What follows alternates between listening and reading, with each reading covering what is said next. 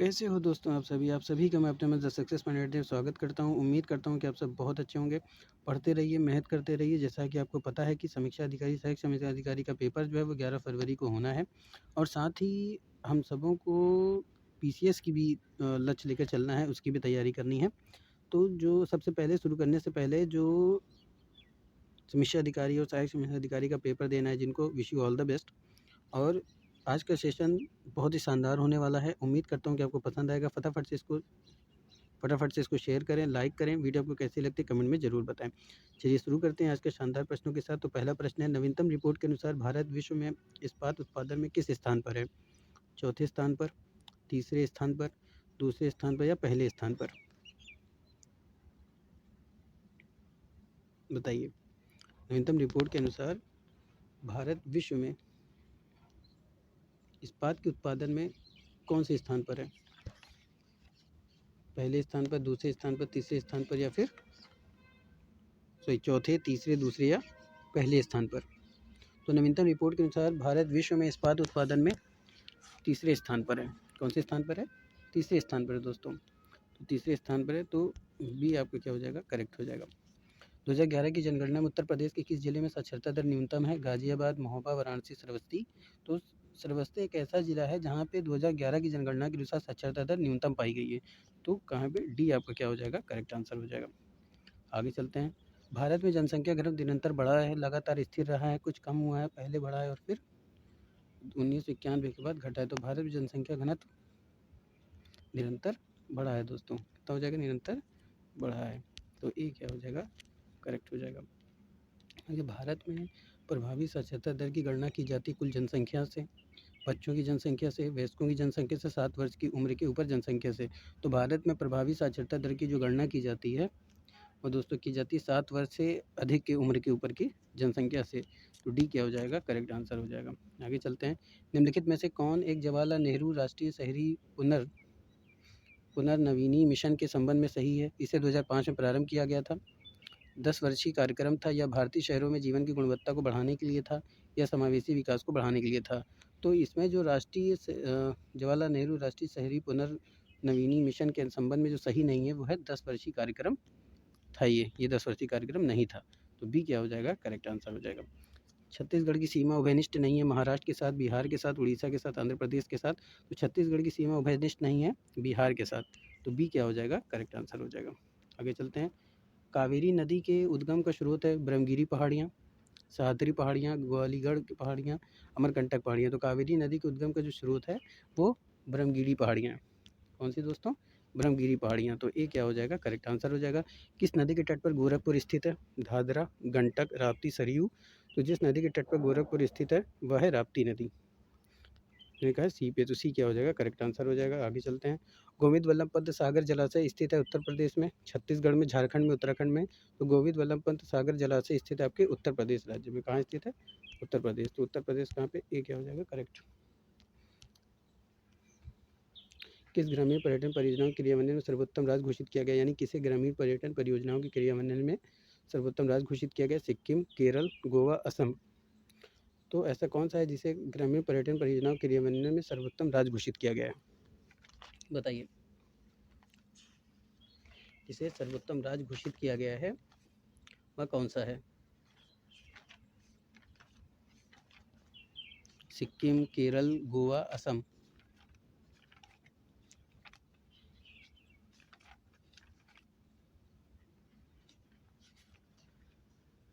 तो जिसे घोषित किया गया है वह क्या है? केरल।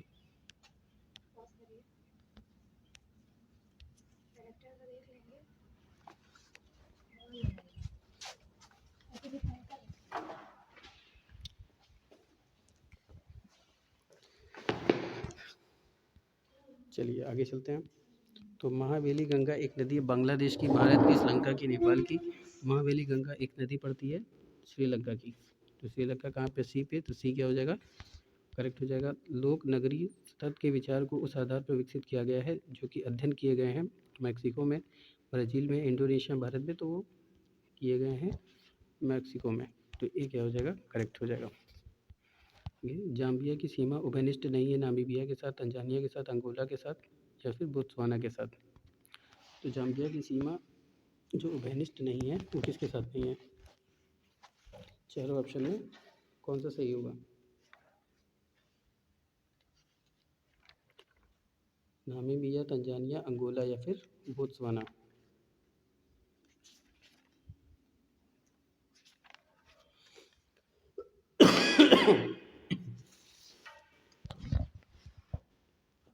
बताइए। तो जाम्बिया की सीमा जो उभयनिष्ठ नहीं है वो है बोत्सवाना के साथ। तो डी क्या हो जाएगा? करेक्ट हो जाएगा।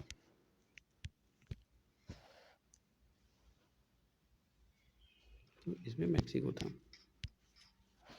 चलिए आगे चलते हैं। दक्षिण भारत की सबसे ऊंची चोटी अनाईमुदी, डोडाबेटा, महेंद्रगिरी, धूपगढ़। तो दक्षिण भारत की सबसे ऊंची चोटी कौन सी है? अनाईमुदी। अनाईमुदी ए।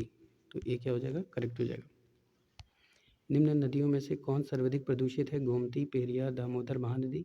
तो ऐसी नदी जो सर्वाधिक प्रदूषित मानी जाती है वो है दामोदर नदी। तो सी क्या हो जाएगा? करेक्ट हो जाएगा। निम्नलिखित में से किस नदी के तट पर बद्रीनाथ का प्रसिद्ध मंदिर स्थित है? अलकनंदा, भागीरथी, मंदाकिनी, गंगा। तो बद्रीनाथ का जो प्रसिद्ध मंदिर है जिस तट पर स्थित है वो है अलकनंदा।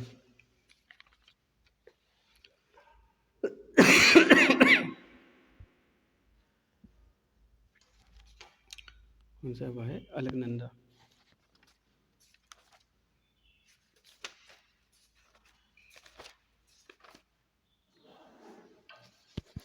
हो जाएगा अलकनंदा। ये क्या हो जाएगा? Correct answer. निम्नलिखित में से कौन सी नदी ब्रह्मपुत्र घाटी से होकर प्रवाहित होती है? कृष्णा नदी, गोदावरी नदी, तापी नदी, कावेरी नदी। तो ये तापी नदी है। तो सी क्या हो जाएगा? करेक्ट हो जाएगा। मेघालय के पठार भाग हैं हिमालय श्रेणी का, प्रायद्वीपीय खंड का, पूर्वती घाट पर्वतों का, सतपुड़ा श्रेणी का। तो मेघालय के जो मेघालय है वो किस पठार का भाग है? तो वो है प्रायद्वीपीय खंड का। प्रायद्वीपीय खंड। तो बी क्या हो जाएगा? करेक्ट हो जाएगा।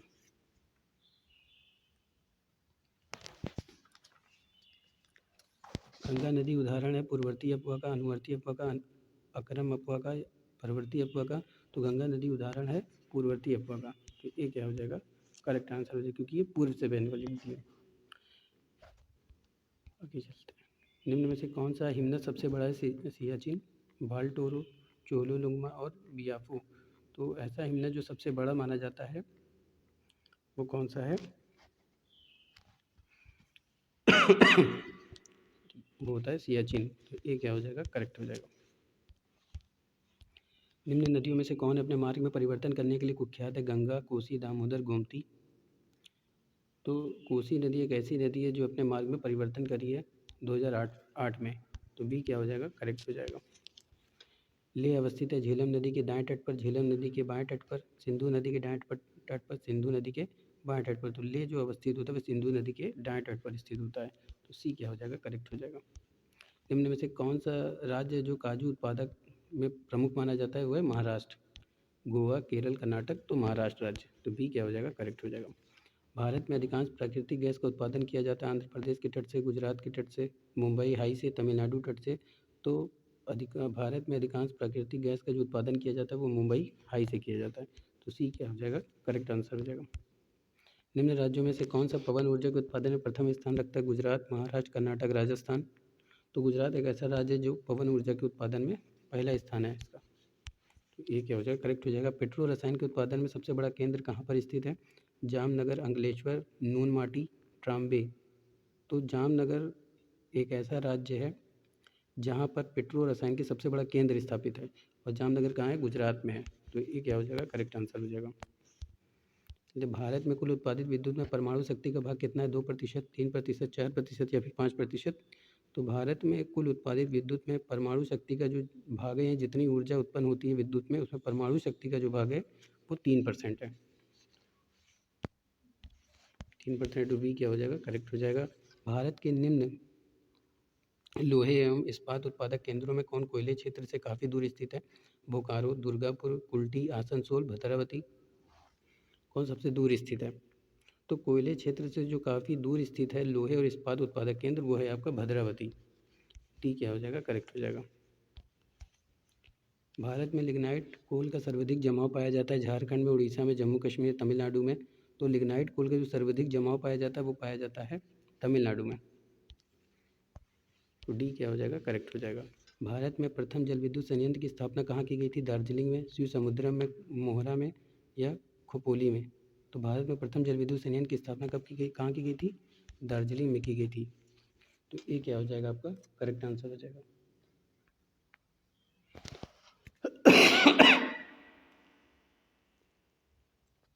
और दार्जिलिंग में कब की गई थी? तो ये भी याद रखिएगा, ये किया गया था 1897 में। आगे चलते हैं। भारत में सर्वप्रथम खनिज तेल का कुआं खोदा गया था डिगबोई में, माकूम में, नरकटिया में या लखवा में? तो भारत में सर्वप्रथम खनिज तेल का जो कुआं खोदा गया था वो माकूम में खोदा गया था। कहाँ खोदा गया था? माकूम में। तो बी क्या हो जाएगा, करेक्ट हो जाएगा।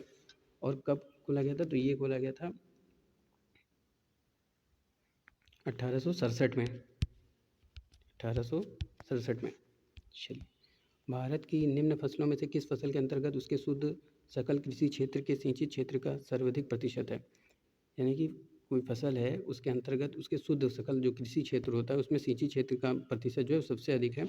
गेहूँ, चावल, तिलहन, गन्ना। तो कौन सी फसल है वो, ये बताना है। तो गन्ना एक ऐसी फसल है जिसमें सिंचित क्षेत्र का सर्वाधिक प्रतिशत होता है। तो डी क्या हो जाएगा, करेक्ट हो जाएगा। निम्नलिखित में से कौन सा खनिज केरल में बहुतायत में मिलता है? केरल में ऐसा कौन सा खनिज है जो सबसे अधिक मात्रा में पाया जाता है? टिन, मैग्नीज, अभ्रक, मोनोजाइट। तो केरल में जो बहुत अधिक मात्रा में मिलता है वह है मोनोजाइट। डी क्या हो जाएगा, करेक्ट आंसर हो जाएगा।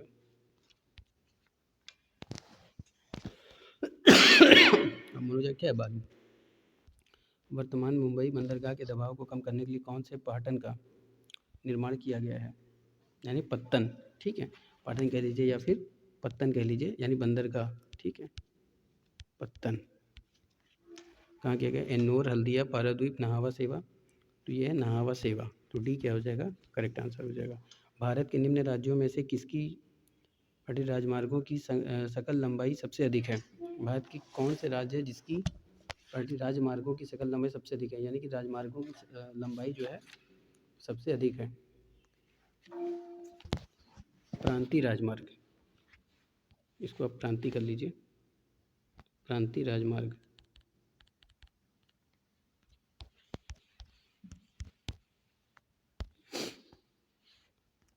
सबसे अधिक है। तो कौन सा है? महाराष्ट्र राज्य। महाराष्ट्र का भी डी पे टू डी आपका करेक्ट आंसर हो जाएगा। आगे चलते हैं। निम्नलिखित नदी परियोजनाओं में से कौन व्यास नदी के पोंग बांध के जल का उपयोग करती है? इंदिरा गांधी नहर परियोजना, पोचमपात परियोजना, मयूराक्षी परियोजना, नागार्जुन सागर परियोजना। तो ऐसी परियोजना जो व्यास नदी के पोंग बांध से जल का उपयोग करती है वो परियोजना कौन सी है? तो उस परियोजना का नाम है इंदिरा गांधी नहर परियोजना। तो ये क्या हो जाएगा, करेक्ट आंसर हो जाएगा। और इंदिरा गांधी नहर परियोजना जो है उसमें 650 किलोमीटर की है और यह नहर पंजाब, हरियाणा तथा राजस्थान में सिंचाई के लिए प्रयुक्त होती है। आगे चलते हैं। निम्न में से कौन सा तट कोची बंदरगाह से संबंधित है? मालाबार तट, कोनकण तट, कोरोमंडल तट, उत्तरी सरकार तट। तो जो कोची बंदरगाह से संबंधित है वो है मालाबार तट। तो ये क्या हो जाएगा, करेक्ट आंसर हो जाएगा। आगे, भारत के निम्न राज्यों में से कौन रेल सेवा से वंचित है? त्रिपुरा, मेघालय, हिमाचल प्रदेश, मिजोरम। तो भारत के जो ऐसे राज्य हैं जो जहाँ रेल सेवा नहीं पहुँची है वो कौन सा है? मेघालय राज्य है। बी क्या हो जाएगा, करेक्ट आंसर हो जाएगा। कोंकण रेलवे जोड़ता है मुंबई से मानमाड को, रोहा से मैंगलोर को, मैंगलोर को कोची से, मुंबई को पुणे से। तो कोंकण रेलवे जो जोड़ता है वो रोहा से मैंगलोर को जोड़ता है। तो बी क्या हो जाएगा, करेक्ट आंसर हो जाएगा। और इसकी जो स्थापना की गई थी वो कब की गई थी? कोंकण रेलवे की 1998 में की गई थी, 1998 में की गई थी। और इसकी जो लंबाई है वो कितनी है? 760 किलोमीटर। ये महाराष्ट्र, गोवा और कर्नाटक राज्य को जोड़ती है। चलिए आगे, लिखित में से कौन सा एक प्रवाल द्वीप है? न्यू मोर, कार निकोबार, अंडमान, लक्षद्वीप। तो लिखित में से जो एक प्रवाल द्वीप है वह लक्षद्वीप। तो डी क्या हो जाएगा, करेक्ट आंसर हो जाएगा। फ्रांस तथा स्पेन के बीच सीमा बनाने वाला पर्वत कौन सा है? अपेनाइन्स, आल्प्स, जूरा, पेरेनीज। तो फ्रांस तथा स्पेन के बीच सीमा बनाने वाला जो पर्वत है वो पेरेनीज होता है। डी क्या हो जाएगा, करेक्ट हो जाएगा। और पेरिनीज कहाँ पड़ता है, यूरोप में पड़ता है, और ये सब यूरोप के देश हैं, फ्रांस और स्पेन। चलिए आगे।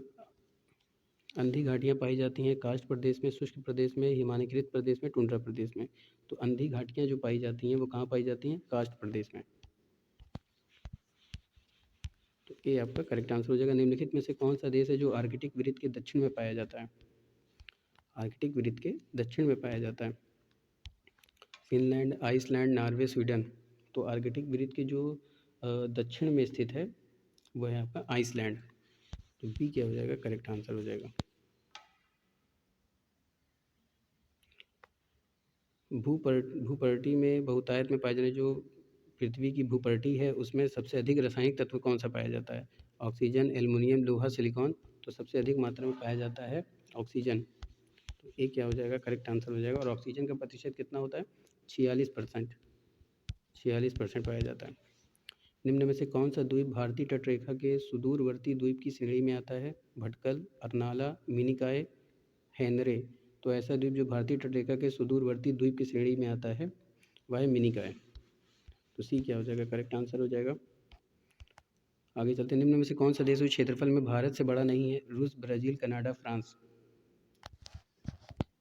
तो फ्रांस एक ऐसा देश है जो भारत से क्षेत्रफल की दृष्टि में बड़ा नहीं है। तो डी क्या हो जाएगा, करेक्ट आंसर हो जाएगा। भारत का क्षेत्रफल कितना है, 32,87,263 वर्ग किलोमीटर है, जबकि फ्रांस का कितना है, 53,965 वर्ग किलोमीटर है। इनमें से कौन सा देश भारत के साथ लंबी स्थलीय सीमा बनाता है, चीन, पाकिस्तान, बांग्लादेश, नेपाल। तो जो देश लंबी स्थलीय सीमा बनाता है वह है बांग्लादेश। इसी क्या हो जाएगा, करेक्ट आंसर हो जाएगा। संयुक्त राज्य अमेरिका के दक्षिणी कैलिफोर्निया में मृत घाटी का उदाहरण किसका है, ये कैलिफोर्निया में जो मृत घाटी वो किसका उदाहरण है, अपनत घाटी, अभिनत घाटी, पूर्ववर्ती घाटी या रिफ्ट घाटी।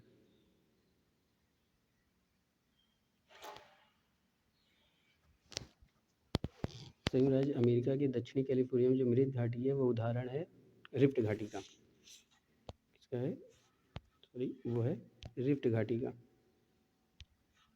रिफ्ट घाटी का। तो डी क्या हो जाएगा, करेक्ट हो जाएगा। निम्नलिखित में से किस तट से भारत का औसत समुद्र तल मापा जाता है, मुंबई, चेन्नई, कोचीन, विशाखापट्टनम। तो चेन्नई एक ऐसा राज्य है जहाँ से भारत का औसत समुद्र तल मापा जाता है। तो बी क्या हो जाएगा, करेक्ट हो जाएगा।